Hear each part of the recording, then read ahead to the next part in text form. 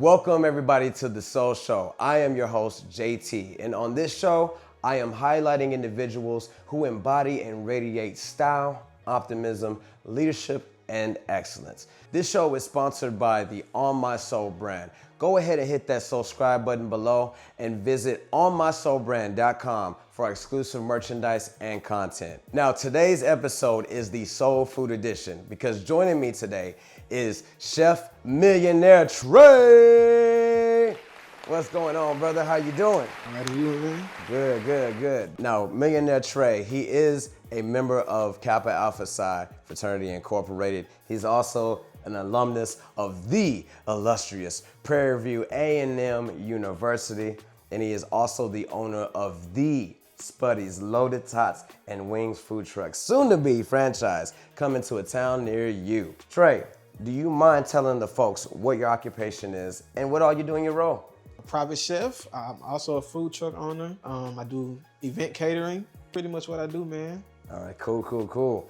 Now, on this show, I showcase individuals who embody style, optimism, leadership, and excellence. That's what Soul is all about. And I thought it was fitting to name this edition of the show Soul Food. With that said, I just want you to tell our audiences how those 4 pillars apply to you. So without further ado, let's get into our first pillar, which is style. Disclaimer, folks, the brands that you see on this show are not sponsoring or affiliated with On My Soul. This is not a sponsoring segment. This is purely self-expression and personal style. Trah, let's go ahead and get into your outfit. What we working with, baby? Chef's coat.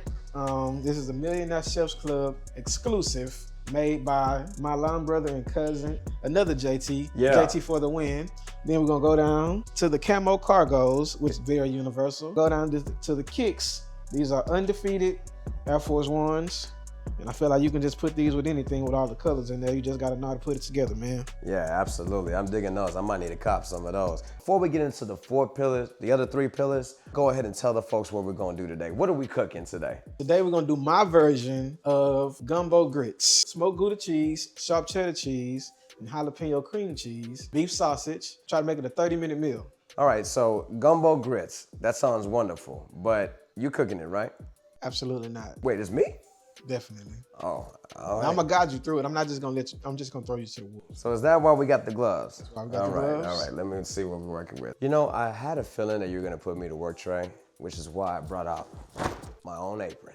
Hey, compliments of Kappa Alpha Psi Fraternity Incorporated, baby. It was only fitting. All right, so go ahead and put me to work. What we doing? What are we doing first? First, we gotta prep everything. We gotta prep the veggies, cut the veggies, season the shrimp, gonna cut up the sausage, and then take it from there. All right, let's get to work. Do we do celery first? Yeah, it don't matter. Are you gonna show me how to cut? Yeah.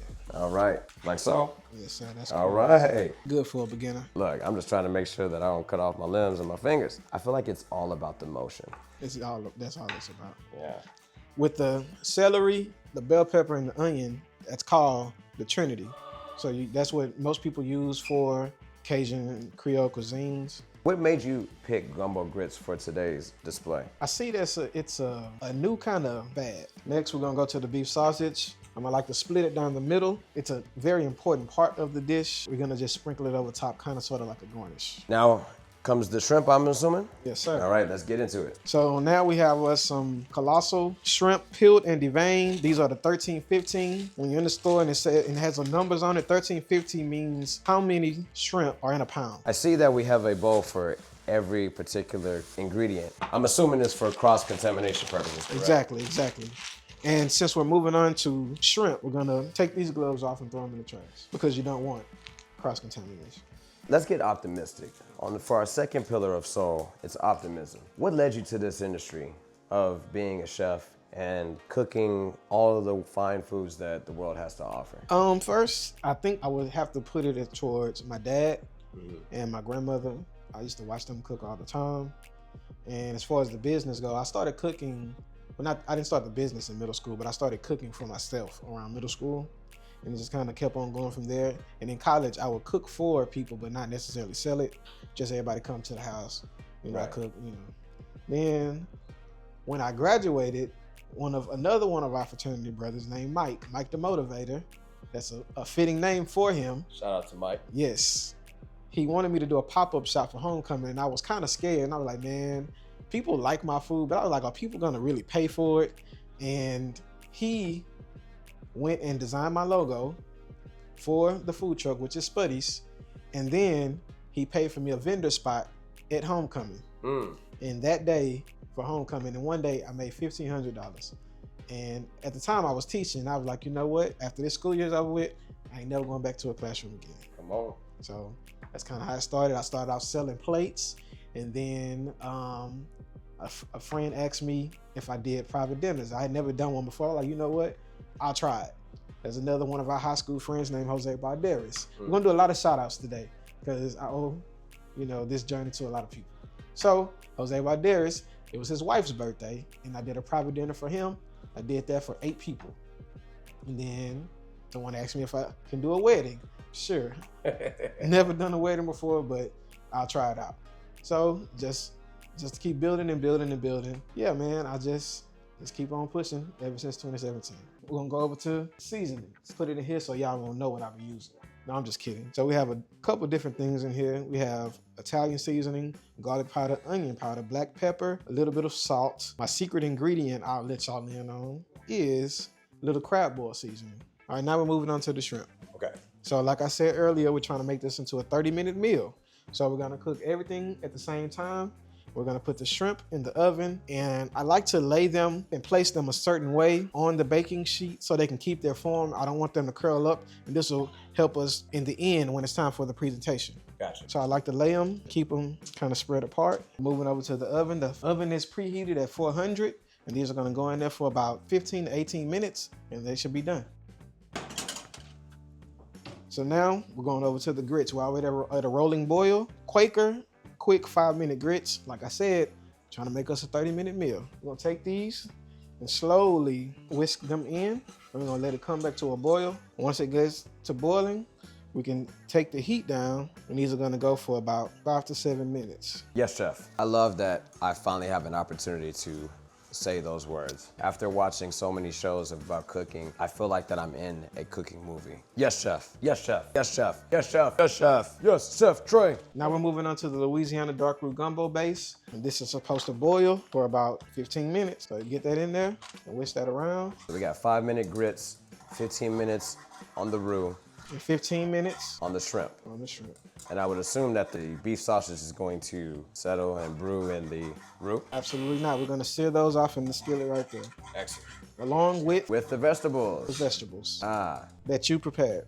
I did. And along with this roux, we're gonna go in, add a few of the seasonings that we had earlier for the shrimp. That way everything has the same flavor profile all the way through the meal. While you cook, I'm gonna go ahead and snack on this smoked Gouda. While he's stirring, I'm enjoying the fruits of our labor. Now, in the realm of leadership, what does leadership mean to you, and how important is it within your industry?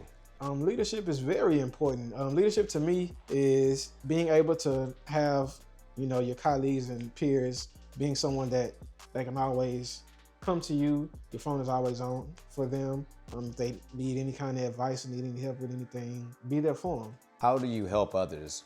As a matter of fact, I'm actually in a group chat of chefs, and we kind of pass work along to each other. And when I first met those guys, well, the ones that I didn't already know, it was something that I was told to do by JT for the win again, to change my actual government name out of my Instagram and put Houston Chef in there. And when you put Houston Chef in, when someone is searching for a chef in Houston, 9 out of 10 they're gonna type in Houston Chef on Instagram, and my page was one of the first ones to pop up. Right. So that helped me to gain a lot of bookings, and a lot of people, inquired about my business. When I told the guys to put that, in their, change the name on Instagram, it helped all of us, because I do believe there's enough money in the city for everybody to make a good living off of, even though we're all in the same industry. And that's utilizing your network at its finest.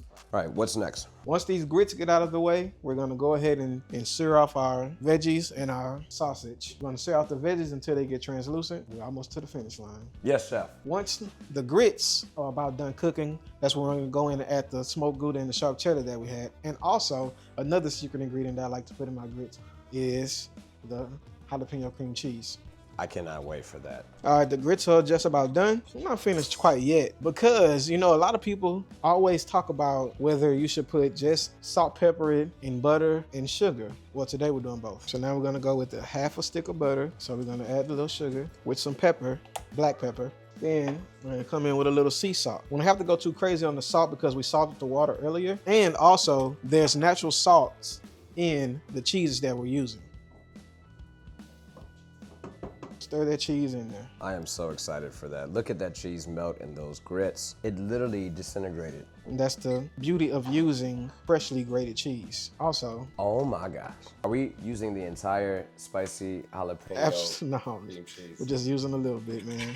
Just to add a little creaminess and a little small hit of spice. That's all you need right there. And you can grab yourself a spoon just to see kind of where we at taste-wise. Like I said, we can always add, but we can't take away. Spoon for you? Oh, yeah, like you said, he doesn't taste his own food. Oh my gosh, that is flavor. You want to taste something too? My goodness. I can only imagine what it's gonna taste when it's all said and done. Now, let's talk about the last pillar of soul, excellence. What is your greatest accomplishment to date? I actually partner with Agape Foundation, and every third Sunday we feed the homeless, give them a meal, have barbers out there to get them groomed, and we also have people to bring toiletries and free clothes for everyone. So I think it's not my biggest accomplishment, I would say, but it's my favorite. So we do that every third Sunday in Houston, right on Reisner, around the corner from the aquarium, and right in front of the police station on Reisner. Any particular celebrities that you've worked with or got to cook for? Well, recently I got to cook for Eric Bellinger and his team. It was actually his tour manager's birthday, and he booked me to cook brunch for them where he had the concert with, it was him, Lloyd, and Jagged Edge. And yes, I cooked for Eric Bellinger and his team, and I enjoyed myself. They enjoyed the food. So now we're gonna move that out the way, keep it on the stove so it can keep a little heat to it. Put it on about a medium-high heat. Let the skillet get a little warm. We're gonna add our oil. Then we're gonna go ahead on and add our veggies and our sausage. But while I'm doing this, go ahead on and taste the roux for me. Because you know, this is not my own personal homemade roux. This is, you know, a store-bought one. Oh, okay. Trying something different today. That's your alibi, huh? Want to make sure I don't burn my tongue. That's good. That's good, bro. And we're not gonna add all of this. Bam, look at those veggies sizzle. That should be enough. We're gonna let that go and get a little translucent. Translucent means a little clear. Those colors are really gonna pop once everything comes together. Are we adding any seasoning to brown the veggies? We're gonna use the sausage. The sausage is gonna have, it's a smoked beef sausage, so it has a lot of flavor already packed into it. Do you believe in seasoning food after it's been cooked? Certain things you can add a little seasoned salt or something to it, but the damage is already done, to me. And I bet you it's around 15 minutes on the dot. I'm pretty sure the shrimp are gonna be done. Look at those bad boys, huh? Still keeping its form. Our veggies are almost there. Add our sausage. These will go for about 1.5 to 2 minutes just to get a nice good sear on them. What is your favorite meal to cook? Either oxtail or lamb chop. I grew up on oxtail, and that's one of my favorite dishes to eat. And lamb chops, they grew and became my favorite because that's what a lot of people request when I do my private dinners. Right. So it just became automatically my favorite. Look at the contrast of the colors. Now our sausages are done. So now that's everything. And now it's time for us to do the plating and tasting. Ooh, yeah. Look at the time. Oh my goodness. We can go over to the shrimp next. The reason why I wanted to keep them like this, because of the way I wanted to plate the dish. So they just come up just like that, lay them across like so. We're gonna come over to just get a little bit of the sausage. My stomach is making noise of pleasure and excitement. And of course, we're not gonna send the plate out like this. If we're in a setting, restaurant setting or catering setting. So we're gonna come over, clean up the dish.